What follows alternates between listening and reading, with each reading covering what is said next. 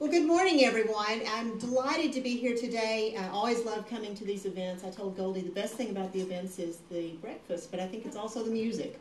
You're right, the music was awesome. Today I'd like to speak with you about an IT transformation journey that GSA has been on for the past 6 or 7 years and how we've been able to lower the cost of government through IT.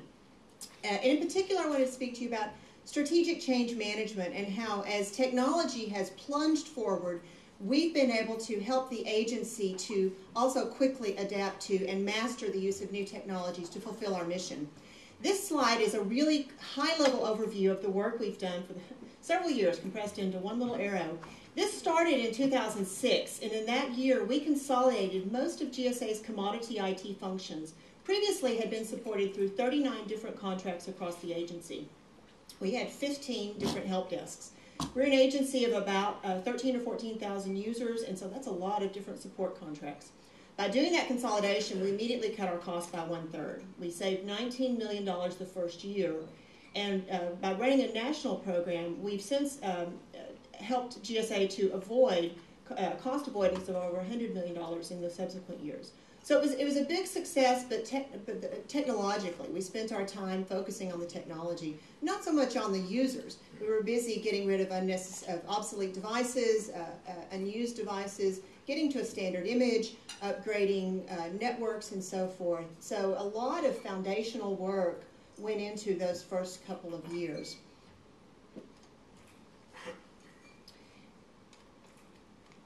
When we began, we were a very decentralized organization, and we had, as I mentioned, all the different support contracts. By bringing things together, we consolidated into a single nationwide service desk across the entire program.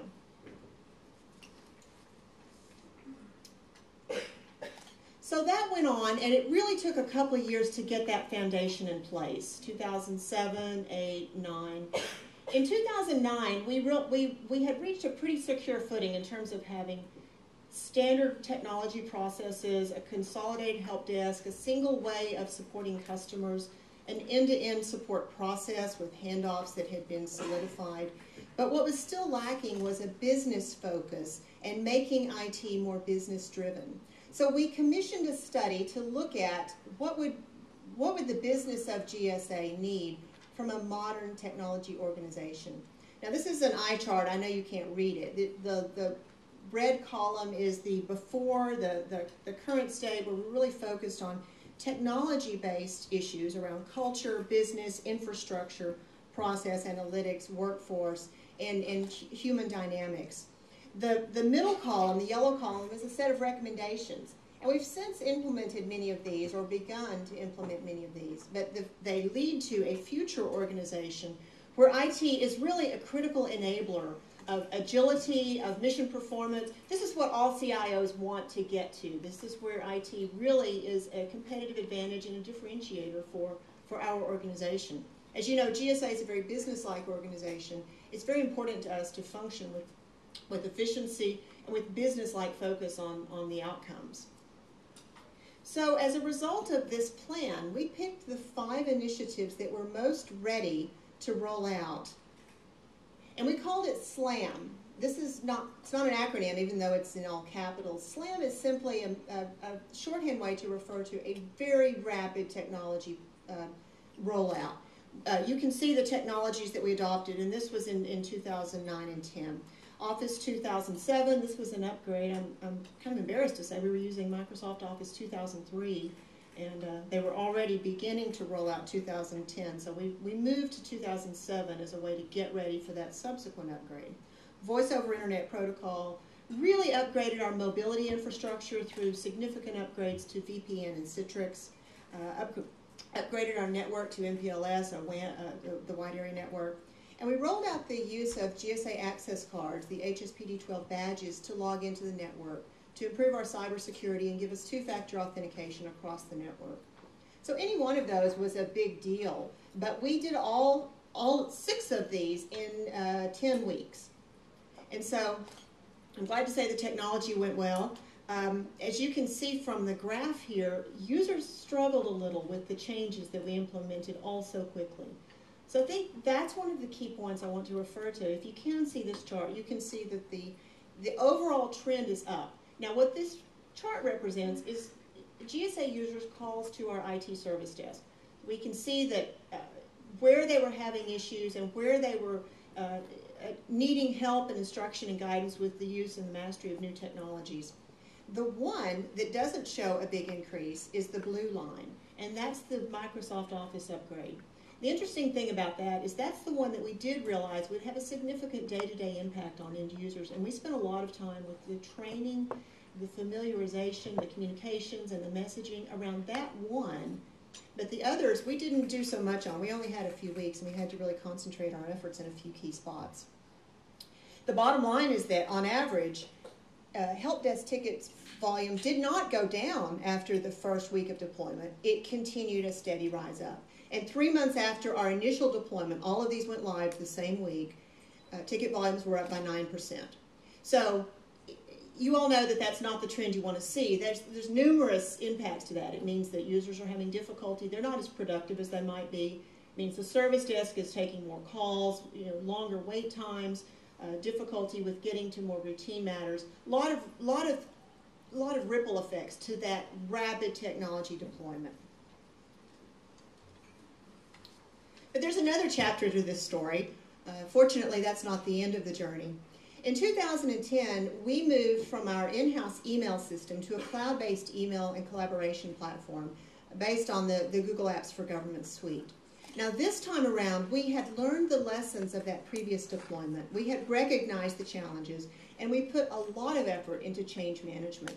There's a list of things on the side, really just a partial list, of the things that we really focused on to empower users, to create a community that was ready to make this change, to create a buzz and an excitement and sort of a forward-leaning, not as a technology project, but as a new way of doing business for GSA.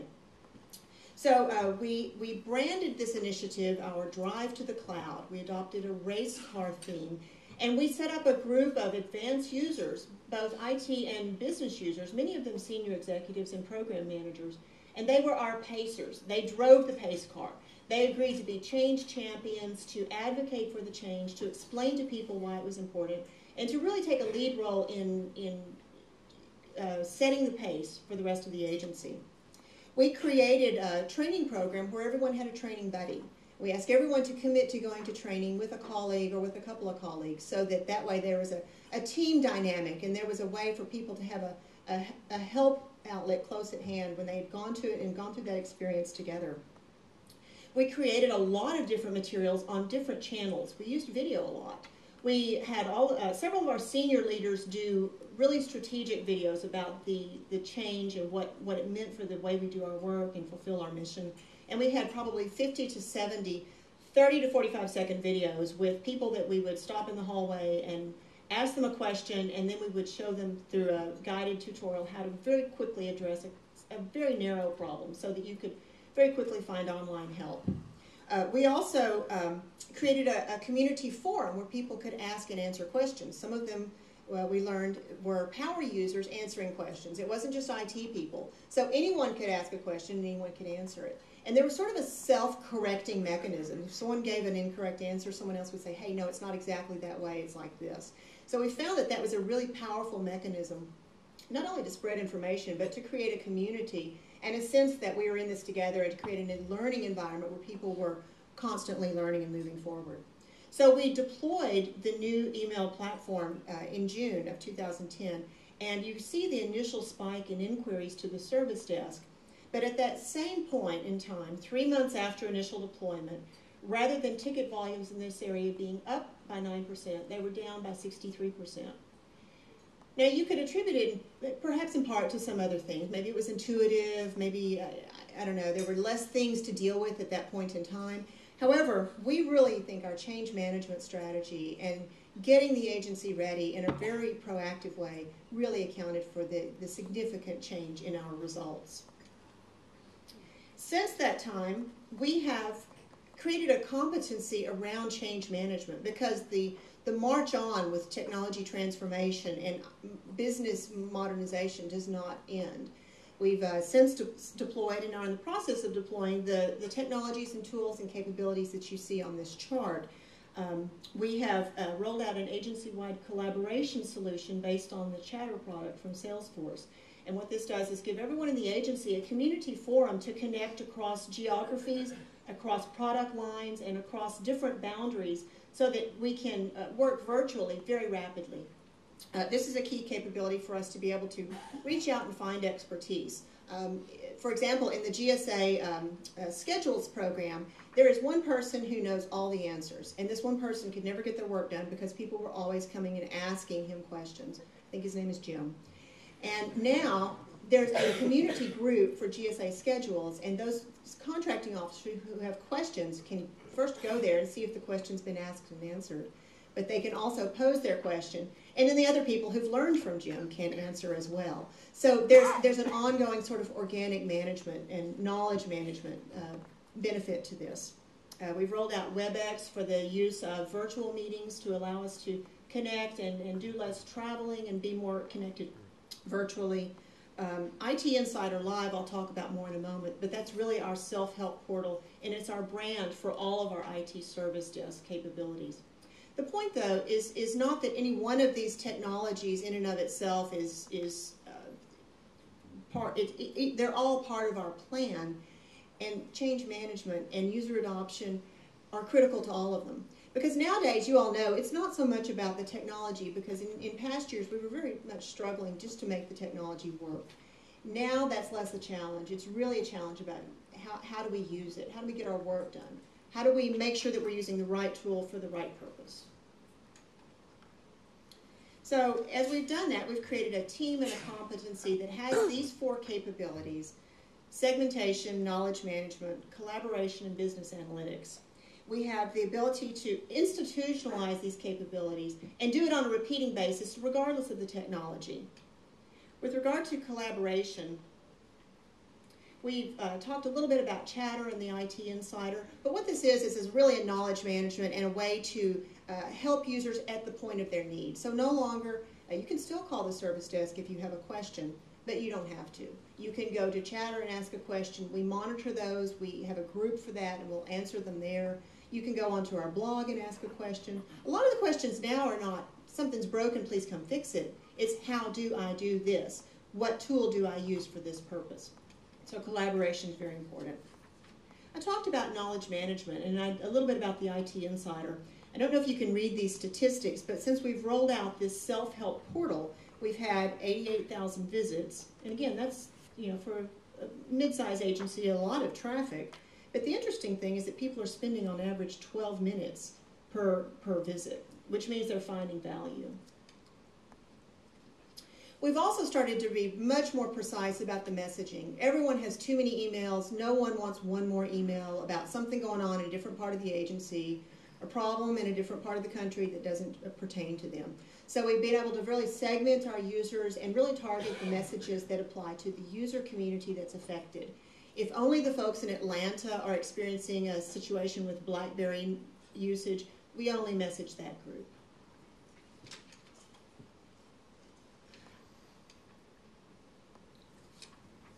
And then finally, business intelligence. We are using Google Analytics and the Salesforce analytics capability to really monitor our top 10 categories of questions. And every month we check to see what are the top 10 things people are having issues with. And what we want to see is that those routine things that people ought to be able to either answer themselves, or that really we should be providing much more information online, that we're correcting that through our online help tools and seeing those questions go down. So that's a way for us to understand if it's working, if our messaging and our help and our assistance is really getting to people where they need it. And going forward, there's even more technology to come.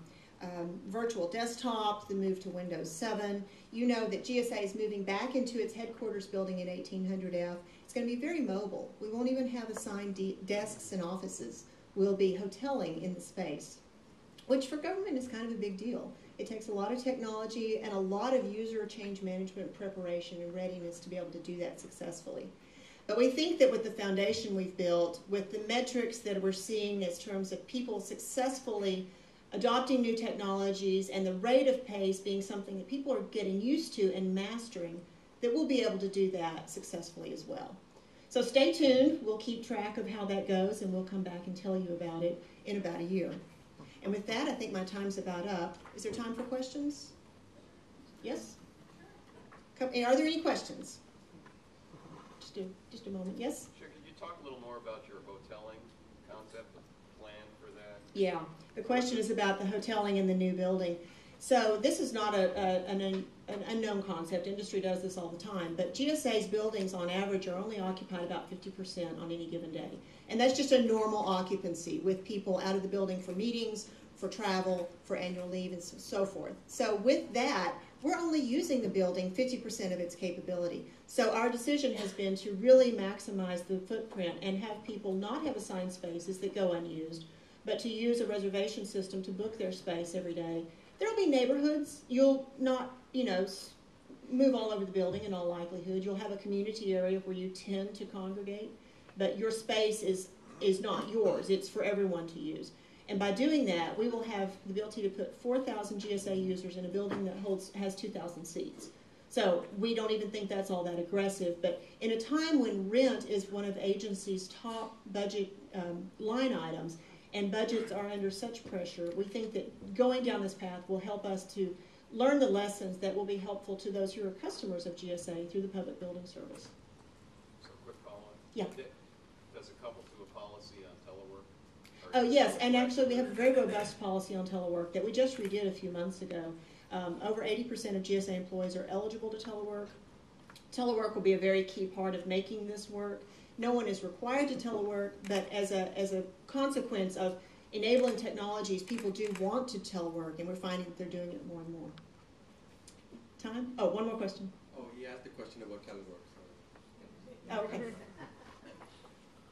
Hey Casey, how you doing? Thanks for coming and sharing what's going on in GSA. I got two questions for you. My name is Nando Martinez. I'm CEO of Nando Group. And I got a question about the Oasis, what's going to happen with that for small business, as well as the on-ramp with the cloud computing, and how much of GIS are y'all going to be getting involved in? GIS, geospatial? Yes. All three of those are outside my lane. So the Oasis procurement is in the Federal Acquisition Service. I know we're all really excited about it because it really brings a new dimension to our service to the federal government in terms of the requirements in Oasis. I can't tell you much more than that. The on-ramp for FedRAMP, I know that the program office for FedRAMP is really busy. They've had a lot of companies show interest in getting through the FedRAMP process. So they're busy working that. You can go to fedramp.gov or you can visit those folks for more information. And geospatial, I can only say it is really critical and becoming more important to us, especially as we're more mobile. Geospatial really plays an important part in our mobile application strategy.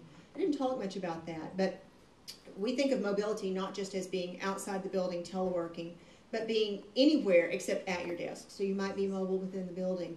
You might be mobile with a client. You still need applications that work for you wherever you are, and geospatial plays a big role in that. So that's a priority for us. Let's see, where's Erica? Are there time for any more questions? Okay, that's a wrap. Thank you, everyone.